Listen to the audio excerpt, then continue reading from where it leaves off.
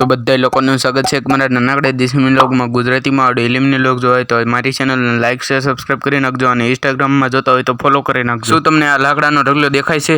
તો સબસ્ક્રાઇબનું બટન કેમ નહીં દેખાતું? તો સબસ્ક્રાઇબ કરી વાળો। તો આપણે એ લાકડાને લઈને હાલતા થઈ ગયા છે 13 કરોડના ગોડાઉન તરફ। તો ચાલો ફટાફટ હું લાકડા રહેવા માંડું।